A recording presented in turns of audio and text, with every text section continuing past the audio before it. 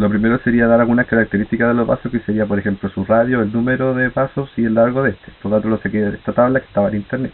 También tuve que dar el valor de la viscosidad del plasma y el factor de concentración de glóbulos, que con ellos dos puede calcular la viscosidad de la sangre por el método de Einstein. También tuve que dar el valor de expresión en sístole y en diástole, los cuales di de valores normales, de 120 sistólica y 80 en diastólica, y con ellas puede calcular la diferencia de presión.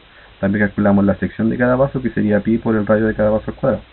Luego calculamos la resistencia hidráulica de cada vaso, que sería, la resistencia sería la oposición al flujo sanguíneo.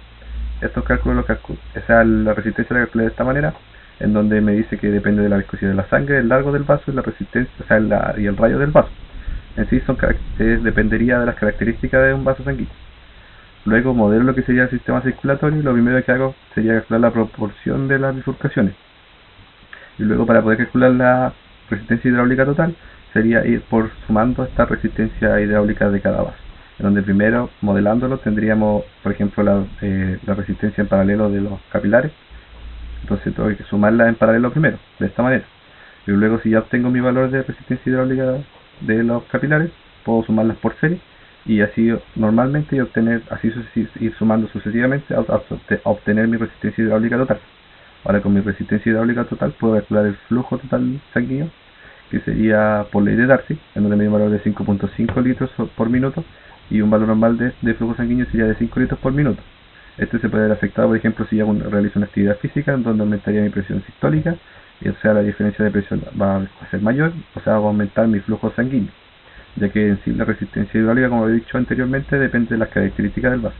Para poder calcular el flujo de cada vaso, lo modelamos de esta manera, donde por ejemplo, si tengo un vaso con dos bifurcaciones y al primer vaso me entra un flujo de A, en cada bifurcación me va a obtener un flujo sanguíneo de A medios, y así sucesivamente. Luego, para obtener la diferencia de presión de cada vaso, puede darse nuevamente. Luego queremos calcular la presión que hay del paso de un vaso a otro vaso, y esto lo hacemos por la fórmula de diferencia de presión. Para calcular la velocidad de la sangre, lo primero que hago es tomar mi fórmula, que me dice que el flujo sanguíneo es igual a la diferencia de volumen partido diferencia de tiempo. Tomo un trozo de mi vaso sanguíneo y lo modelo como un cilindro, en donde mi diferencia de volumen va a ser igual a la sección por el largo o la diferencia de posición, y también obtengo que la diferencia de posición es igual a la velocidad por la diferencia de tiempo.